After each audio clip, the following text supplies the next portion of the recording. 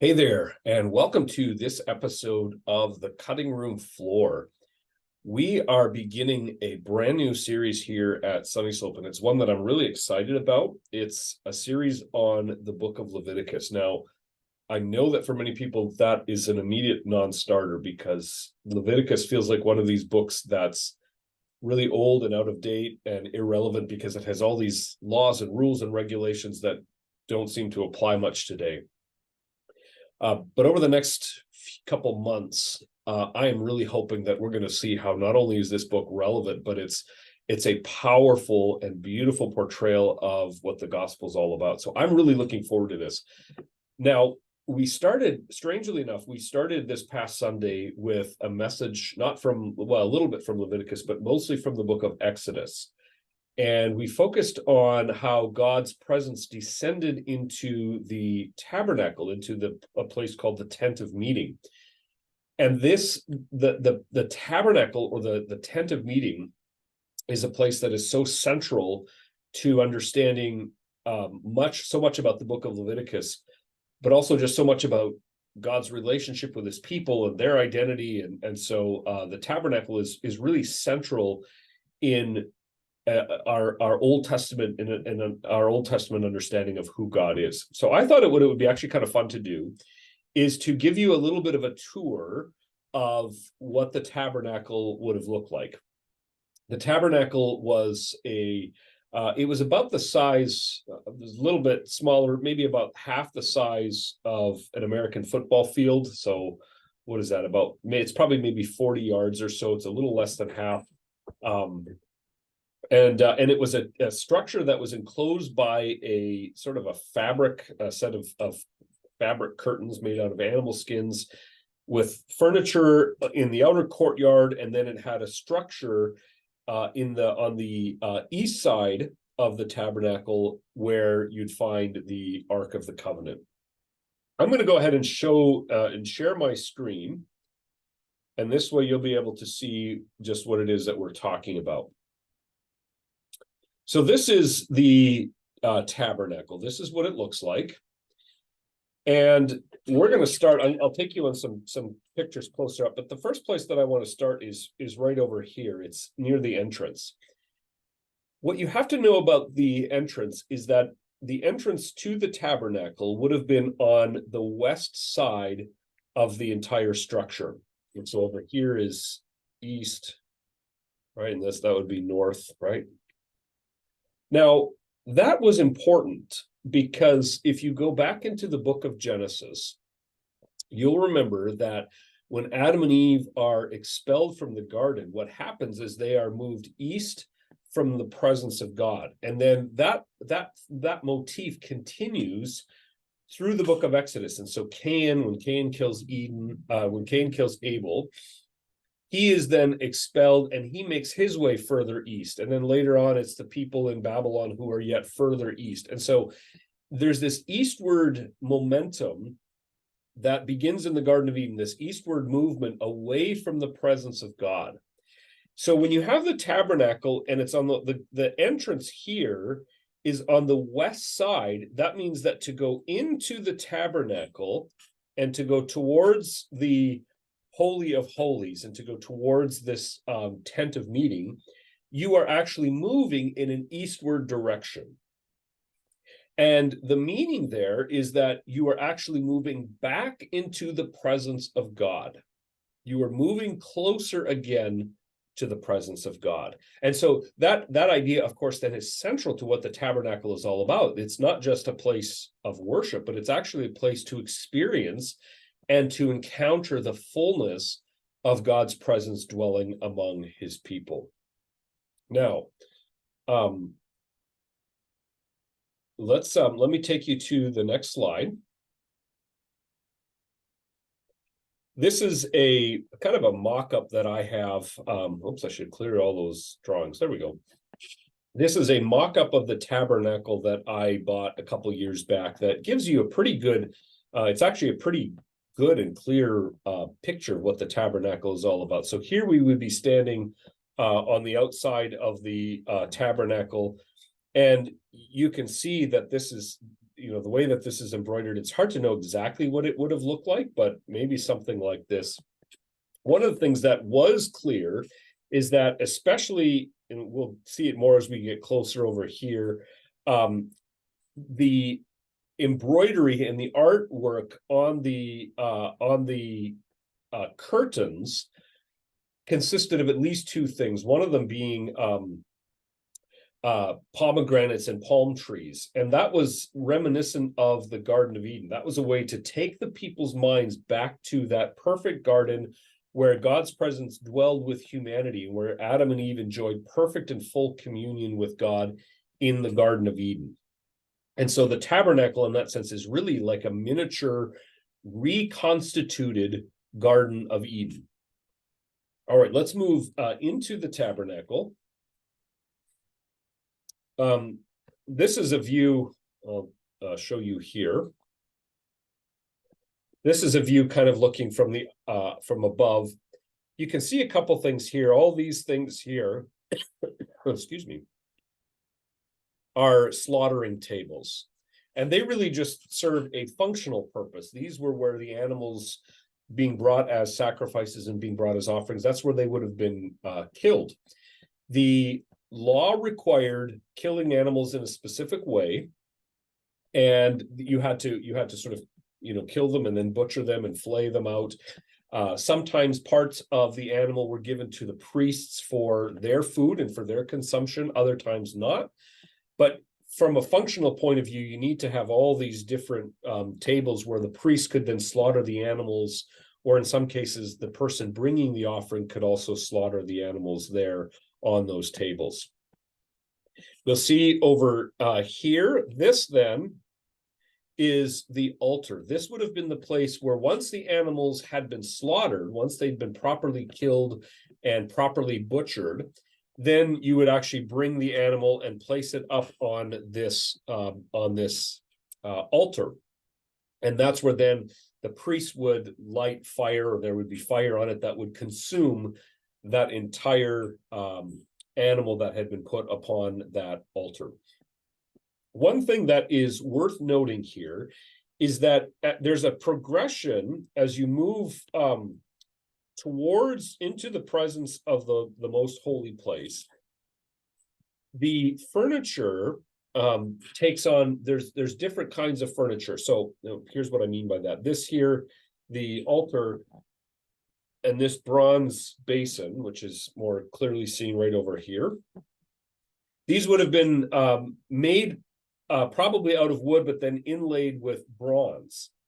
And so you'd have, and same with the altar, there would have been bronze covering over each of these pieces of furniture. Now, that's important because as you get closer into the presence of God, the type of material actually changes. You actually go from bronze to gold, and when you get into the most holy place, you're actually, all the material, the Ark of the Covenant was to be coated in pure gold.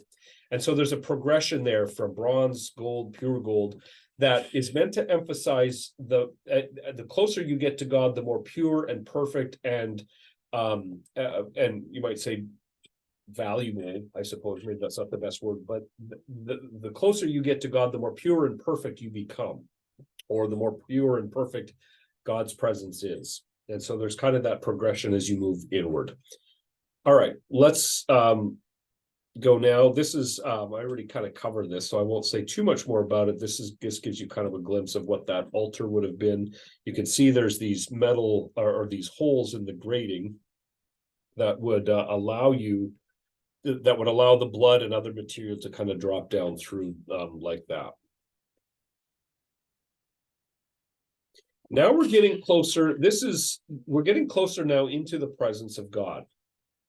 And so this is that it's inside the tabernacle is this structure near the far east side. And this is where the presence of God would most fully dwell. So when God's presence came to rest in the tabernacle, this is where it came to be. There's a couple things that, again, you need to know about this whole structure. Number one, these pillars, as well as the pillars around the outside of the tabernacle structure, were to be built and constructed in a very specific way, really in a way that, again, called your mind back to the Garden of Eden, back to the trees and the many trees that were present in the Garden of Eden. It's a way to remind you that that the tabernacle is a return to the presence of God. It's a return to that place of paradise and perfection. The other thing to notice here is that you don't see it here, but it would have been on the curtains. You can't see it very well, but you can kind of see there's curtains here, here, and here. There would have been 3 layers of curtains. One of them would have been more functional. That would have been on the outside of it. That would have been an animal skin. That was really just probably for weatherproofing. But then on the inside, you would have had white for purity, and then you also would have had red, which probably would have been, the color of blood. But you also have here, and you can't see it very well, but it is here, and on the curtain on the very inside is where it's seen more clear. You can actually see it right here. This is on the once you get inside that tabernacle, that holy of holies. This is kind of inside, and you can see here. So the Holy of Holies is really divided into 2 parts. The first part of it is this outer court, and then just to the back of it, right over here, is the inner court. Now, what's important here is that the curtains here, the curtains that separate the outer court from the most holy place, or the Holy of Holies, has these cherubim embroidered on it. Now, the reason that's really significant is because, again, if you remember the Garden of Eden, what happened when Adam and Eve were expelled from the garden? They not only were they moved eastward away from the presence of God, but also there were 2 cherubim that were set up as guards, and their swords were flashing, meaning that the only way to go back into the presence of God was to go through death. And so here, this inner place here is where the presence of God would have been, and I'll show you that in just a second. But to get back into there, you have to go through the cherubim. The cherubim here are guarding the entrance to that most holy place. Now, I'll come to that in just a second, but I want to show you a couple things here. First off, you have a priest. The priest only could go into this outer court, and only the high priest can go into this inner court, and only on one day out of the entire year, and only after very, very meticulous and rigorous preparation. What's significant here is that you have this candelabra and this showbread.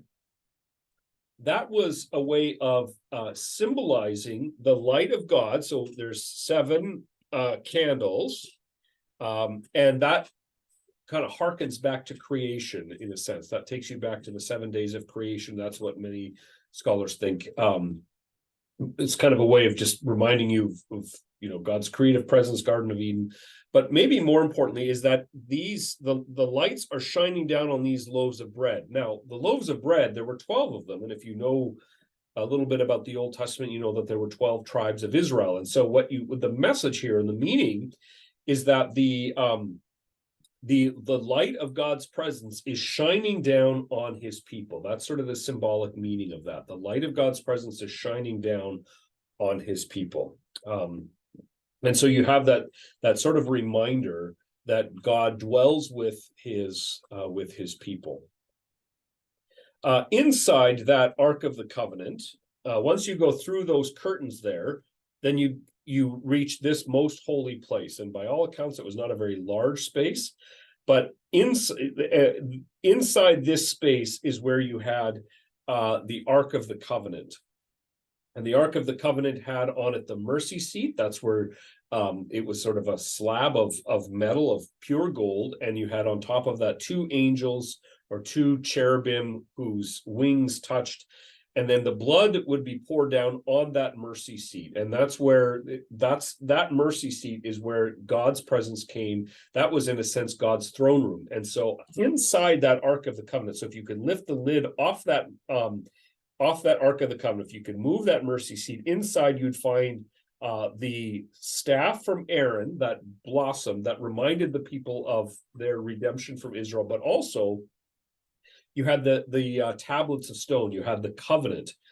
Now, when the mercy seat is on top of that Ark of the Covenant, and the blood is poured on it, the message there, or the symbolism, is that it takes the blood of a sacrifice to cover over the imperfections and the transgressions of the law. So this Ark of the Covenant was the reminder of God's covenant relationship with his people. It's where God came to dwell, and it's where God's covenant was enacted with his people, but God's people had violated that covenant, and so bloodshed was necessary to atone for that, or to cover over those transgressions, over those failures to keep the law of the Old Testament. Now, it's really significant, by the way, if you move into the New Testament, in John's account of the resurrection, John tells us that in the empty tomb, when the women went into the empty tomb, they saw two angels, one sitting on the head and one sitting at the foot of where the body would have been laid.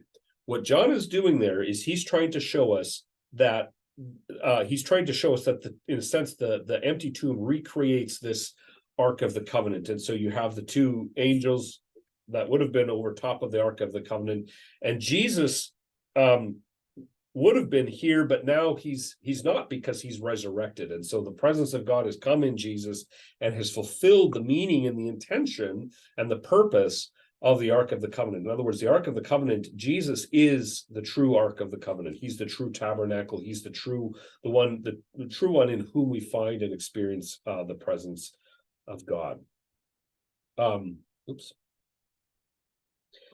So that's it. That's a little tour of what the Ark of the Covenant was all about. We're going to go through, we're going to see, as time goes on, we're going to see much more about what the tabernacle meant, what the offerings meant, how they were presented before the Lord. And I'm looking forward to you joining me as we study this book of the Bible. Thanks for watching. Don't forget to like and subscribe, leave a comment, and we will see you next time.